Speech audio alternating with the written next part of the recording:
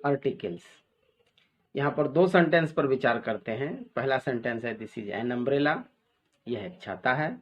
दूसरा he is a university student, वह एक विश्वविद्यालय छात्र है। अब यहाँ पर विचार करने योग्य बात है, अम्ब्रेला यू से शुरू हो रहा है, इसके साथ एन का प्रयोग है। यूनिवर्सिटी ये भी यू से शुरू हो रहा है, इसके साथ अ का प्रयोग है, और दोनों ही सेंटेंस सही है। ऐसा क्यों, इस वीडियो में डिटेल से जानकारी प्राप्त करेंगे।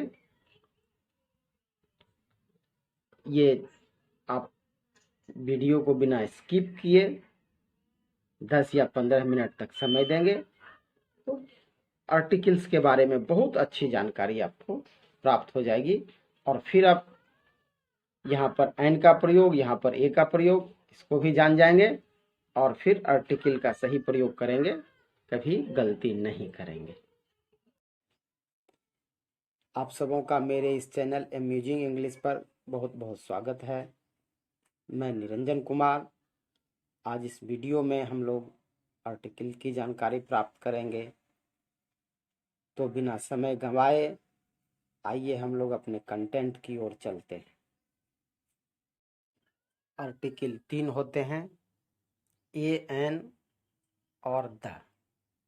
ए और एन इंडेफिनिट आर्टिकल है, द डेफिनिट आर्टिकल है। आइए इसके बारे में और जानकारी प्राप्त करते हैं। आर्टिकल्स 3 होते हैं, ए, एन और द। ए और एन को इंडेफिनिट आर्टिकल बोलते हैं। A and an indefinite article और द डेफिनिट आर्टिकल। तो फिर से एक बार जान लेते हैं। आर्टिकल्स 3 होते हैं, ए, एन और द। ए और एन को इंडेफिनिट आर्टिकल कहते हैं और द को डेफिनिट आर्टिकल कहते हैं। आइए इसके अब प्रयोग के बारे में जानकारी प्राप्त करते हैं। इंडेफिनिट आर्टिकल ए और एन का प्रयोग सिंगुलर काउंटेबल नाउन के साथ किया जाता है, अर्थात कोई ऐसा वस्तु जो सिंगुलर फॉर्म में हो, एक हो और गिनने लायक हो, उसके साथ ए और एन का प्रयोग किया जाता है। जैसे यहाँ पर कुछ सेंटेंस लेते हैं, दिस इज अ बॉय, यह एक लड़का है। दिस इज अ बुक, यह एक किताब है। दिस इज एन एलिफेंट, तो यहाँ पर लड़का जो है गिनने लायक है, सिंगुलर काउंटेबल नाउन है। बुक भी, किताब गिनने लायक है और सिंगुलर फॉर्म में है। एलिफेंट यहाँ ये भी जो है सिंगुलर फॉर्म में है, सिंगुलर है, एक है। दिस इज अ बॉय, यहाँ एक लड़के की चर्चा हो रही है। दिस इज अ बुक, यहाँ एक किताब का चर्चा हो रहा है। दिस इज एन एलिफेंट, यहाँ एक हाथी का चर्चा हो रहा है। अब यही नाउन यदि यहाँ पर बॉयज रहता, बुक्स रहता, एलिफेंट रहता तो इसके साथ फिर का प्रयोग नहीं होता। अब आइए इसके बारे में और अधिक जानकारी प्राप्त करते हैं। इसके अलावा या किसी सिंगुलर काउंटेबल नाउन की चर्चा पहली बार हो तो उसके साथ ए या एन का प्रयोग होता है। पुनः उसी नाउन की चर्चा दोबारा हो तो उसके साथ द का प्रयोग किया जाता है। जैसे एग्जाम्पल देखिए, यहाँ ही इज अ बॉय, वह एक लड़का है। अब यहाँ लड़के की चर्चा पहली बार हो रही है, यहाँ बॉय के साथ आ का प्रयोग हुआ। लेकिन जब उसी लड़के की चर्चा दोबारा होती है तब यहाँ द का प्रयोग होता है। जैसे द बॉय इज जेंटिल, लड़का विनम्र है। यहाँ पहली बार चर्चा हुई तो अ का प्रयोग और दूसरी बार चर्चा हुई तो द का प्रयोग। यानी किसी सिंगुलर काउंटेबल नाउन की चर्चा यदि पहली बार हो या उसके बारे में कोई जानकारी प्राप्त नहीं है तो उसके साथ अ का प्रयोग, और जब उसी नाउन की चर्चा दोबारा होती है तो यहाँ पर द का प्रयोग होता है। यहाँ बॉय की चर्चा पहली बार तो आ का प्रयोग, दूसरे वाक्य में पुनः उसी लड़का की चर्चा हो रही है तो द का प्रयोग। आइए अब ए और एन के प्रयोग के बारे में विस्तार से जानकारी। यहाँ हम हिंदी से अंग्रेजी में कुछ अनुवादों पर विचार करते हैं। एक सेंटेंस लेते हैं, यह एक लड़का है, इसका अंग्रेजी में अनुवाद होता है दिस इज अ बॉय। यह एक हाथी है, इसका अंग्रेजी में अनुवाद होता है दिस इज एन एलिफेंट। तो यहाँ सवाल उठता है कि लड़का बॉय के साथ अ का प्रयोग और एलिफेंट के साथ एन का प्रयोग, एलिफेंट ऐसा क्यों? बॉय के साथ अ का प्रयोग और एलिफेंट के साथ एन का प्रयोग क्यों?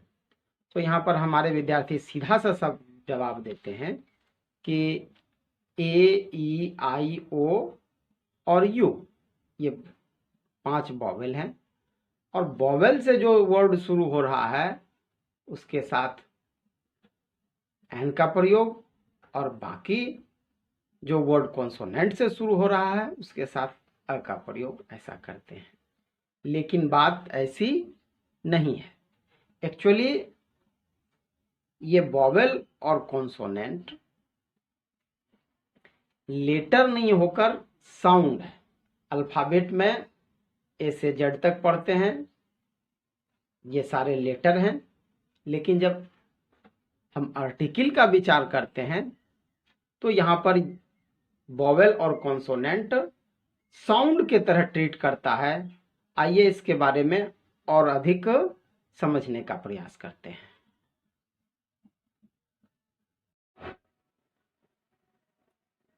यहाँ इस सेंटेंस पर विचार करते हैं, दिस इज अ एलिफेंट।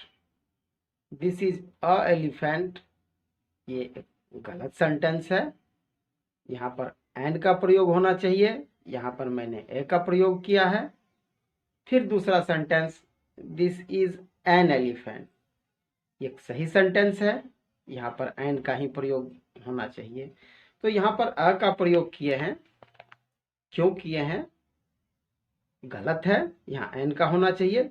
चलिए इसको अब हम विस्तार से समझते हैं और आप समझ जाएंगे कि ए और एन का क्यों प्रयोग किया जाता है। सभी के साथ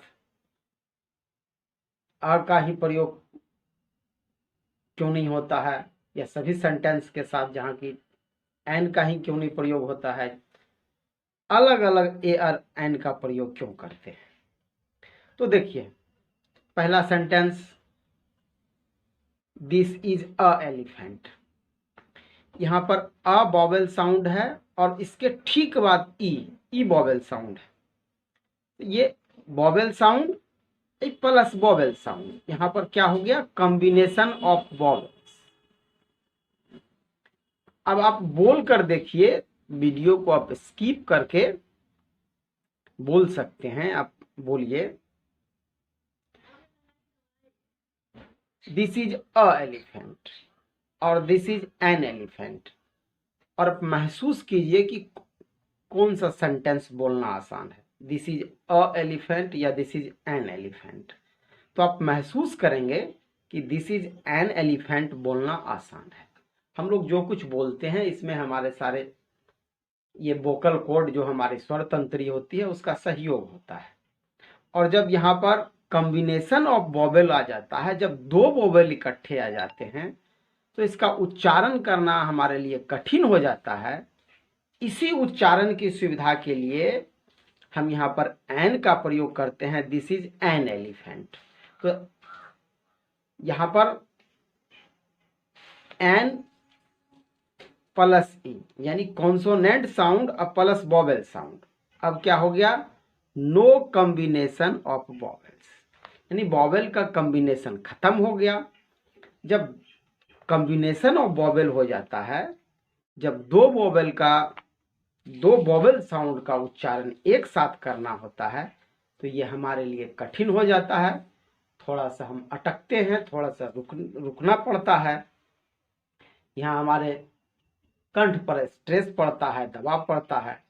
इसी परेशानी को खत्म करने के लिए, यानी कॉम्बिनेशन ऑफ वोवेल ये खत्म करने के लिए यहाँ पर एन का प्रयोग किया जाता है। और तब ये बोलना आसान हो जाता है। इसीलिए हम लोग ए और एन का प्रयोग अलग अलग करते हैं।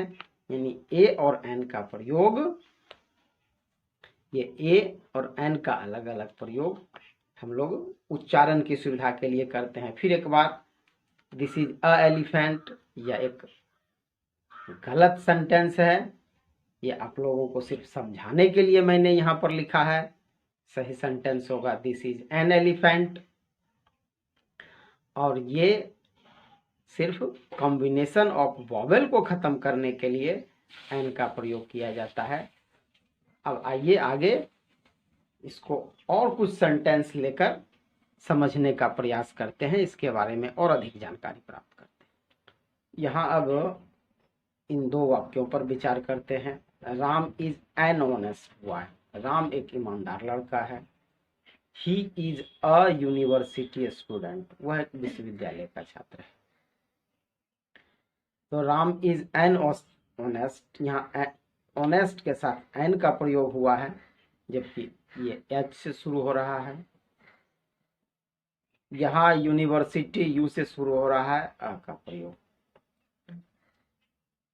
अब इसको समझते हैं। मैंने पहले ही कहा है कि ये ए और एन का प्रयोग उच्चारण की सुविधा के लिए किया जाता है, उच्चारण की दृष्टि से किया जाता है। अब यहाँ ऑनेस्ट का अब उच्चारण करके देखिए,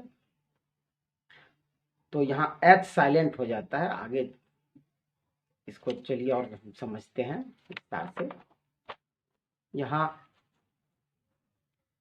ऑनेस्ट, HONEST, ऑनेस्ट, ऑनेस्ट के उच्चारण में यहाँ एच साइलेंट हो जाता है और ओ से शुरू होता है।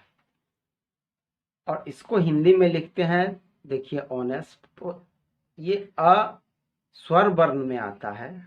तो उच्चारण में यदि उसका पहला लेटर हिंदी में स्वर के जैसा हो तो वहां एन का प्रयोग करेंगे, इसलिए होगा एन ऑनेस्ट। यूनिवर्सिटी, यूनिवर्सिटी के साथ अ यूनिवर्सिटी, देखिए हिंदी में यूनिवर्सिटी लिखते हैं तो इसका पहला यह व्यंजन वर्ण से आता है, इसीलिए हिंदी में लिखने पर या आप बोल कर देखिए कि उसका पहला वर्ण क्या है। यदि स्वर है, यानी अ आ ई स्वर वर्ण से शुरू होता है तो वहां एन का प्रयोग करेंगे। व्यंजन वर्ण से शुरू होता है, क ख ग से शुरू होता है तो अ का प्रयोग करेंगे, इसलिए अ यूनिवर्सिटी। हम ये नहीं देखेंगे कि ए ई आई ओ यू वॉवेल से शुरू हो रहा है या कॉन्सोनेंट से शुरू हो रहा है। हम बोल कर देखेंगे कि उसका पहला लेटर क्या है, वॉवेल के जैसा है या कॉन्सोनेंट के जैसा है। जैसे यूनिवर्सिटी में ये य से शुरू हो रहा है, यानी व्यंजन वर्ण से शुरू हो रहा है, तो यहाँ अ का प्रयोग करेंगे। स्वर वर्ण ओ आ ई से अंग अह तक, ये स्वर वर्ण ओ आ ई से अंग अह तक, व्यंजन वर्ण क ख ग से ह तक। अब इसका कुछ और प्रयोग देखते हैं। देखिए यहाँ पर SDO, तो SDO लिखते हैं तो SDO में पहला इसका वर्ण क्या है, ए स्वर वर्ण है, इसलिए यहाँ पर एन का प्रयोग होगा, NSDO। फिर दूसरा देखिए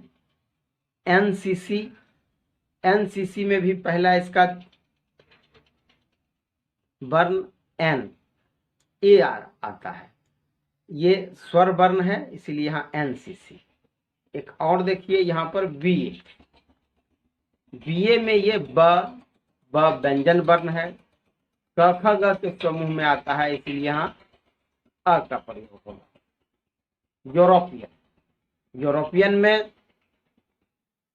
ये इसका पहला वर्ण य और यह व्यंजन वर्ण आता है, व्यंजन समूह से आता है, इसलिए यहाँ ए का प्रयोग, a European.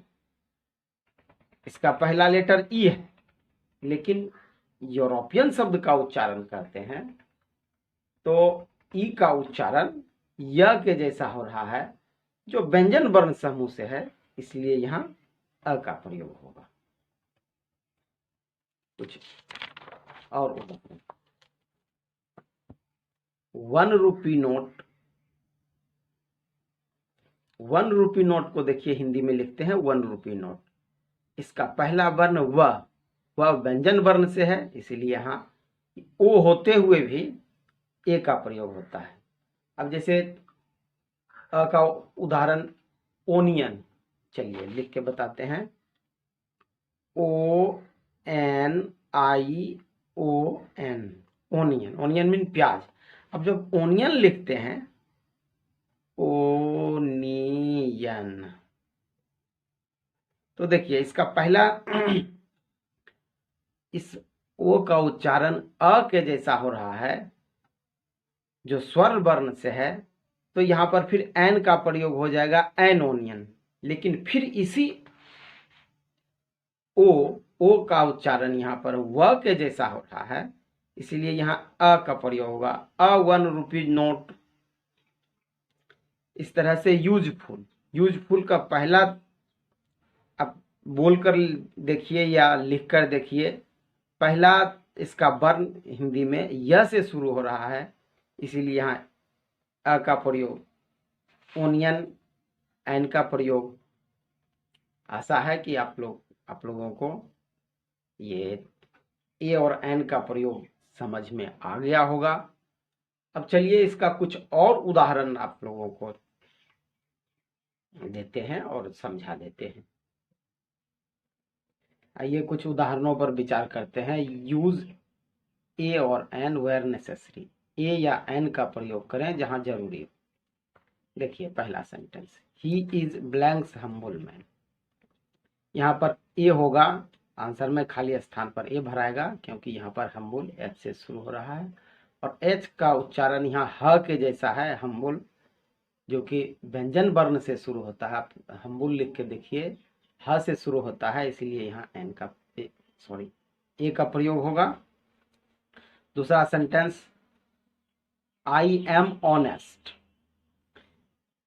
I am blanks honest, तो यहाँ पर नो आर्टिकल, यहाँ पर कुछ नहीं लगेगा, सिर्फ आई एम ऑनेस्ट होगा, क्योंकि ऑनेस्ट ईमानदार, तो हम लोग ईमानदारी को गिन नहीं सकते हैं। पहले कहते कि आर्टिकल का प्रयोग सिंगुलर काउंटेबल नाउन के आगे होता है, तो ये ऑनेस्ट ईमानदारी काउंटेबल नाउन नहीं है, ईमानदारी को नहीं गिन सकते हैं, इसलिए यहाँ पर कोई आर्टिकल नहीं होगा। आई एम ऑनेस्ट ये सही है। तीसरा sentence, I am blanks honest boy. यहां पर एन का प्रयोग होगा, क्योंकि देखिए यहां पर ऑनेस्ट एडजेक्टिव के साथ यहां पर नाउन बॉय लगा हुआ है, तो हम लड़के की गिनती कर सकते हैं, ईमानदार लड़के की गिनती कर सकते हैं, उसके ईमानदारी की गिनती नहीं कर सकते हैं, कितने ईमानदार लड़का है। तो इसलिए यदि नाउन के आगे कोई एडजेक्टिव आ जाता है तो उसका प्रयोग उस एडजेक्टिव पे हिसाब से होगा, तो ऑनेस्ट के अनुसार यहाँ पर एन का प्रयोग होगा। लेकिन यहाँ पर ऑनेस्ट बॉय, तो ईमानदार लड़कों की गिनती कर सकते हैं, तो ईमानदार लड़के काउंटेबल नाउन है और ये सिंगुलर काउंटेबल नाउन है, तो इसके अनुसार से यहाँ एन का प्रयोग होगा। अब आगे का sentence, Patna is blanks big city. चलिए यहाँ अ का प्रयोग होगा, Patna is a big city, क्योंकि बिग का उच्चारण देखिए ब से होता है और ब व्यंजन वर्ण में आता है, तो यहाँ अ लगेगा। अगला sentence, this is blanks interesting story. यहाँ पर जो है खाली जगह पर एन भरा जाएगा, क्योंकि आप इंटरेस्टिंग बोलकर देखिए तो इसका पहला वर्ण जो हिंदी में होता है ई से होता है, इंटरेस्टिंग जो व्यंजन वर्ण है, इसके हिसाब से यहाँ एन का प्रयोग होता है। इसके बाद देखिए, यू आर ब्लैंक्स यूरोपियन। तो यहाँ खाली जगह में ए का प्रयोग होगा, यहाँ पर ए भरा जाएगा, क्योंकि आप यूरोपियन बोलिए या यूरोपियन लिखिए तो इसका पहला वर्ण य आता है जो व्यंजन वर्ण से है, इसके हिसाब से यहाँ आ का प्रयोग होगा। आगे, I shall try if I get blanks opportunity. यहाँ पर अपॉर्चुनिटी के आगे एन लगेगा। आप अपॉर्चुनिटी बोलिए, अ से शुरू होता है, अ व्यंजन वर्ण है, इसके हिसाब से यहाँ एन लगेगा। ब्लैंक्स आवर इज एनफ, यहाँ एन का प्रयोग होगा, खाली जगह पे एन आएगा, एन आवर इज एनफ, क्योंकि आवर में एच साइलेंट होता है, यहाँ पर अ का उच्चारण होता है आवर, इसके हिसाब से यहाँ एन का प्रयोग होगा। आशा है आप लोग सीख गए होंगे ए और एन का प्रयोग। अगले वीडियो में हम आर्टिकल के कुछ और फीचर पर बात करेंगे। तब तक के लिए बहुत बहुत धन्यवाद। आप लोग स्वस्थ रहिए, मस्त रहिए और अगले वीडियो का इंतज़ार कीजिए। ये वीडियो अच्छा लगा हो तो इसको लाइक कीजिए, शेयर कीजिए और इस चैनल को सब्सक्राइब कीजिए। बहुत बहुत धन्यवाद।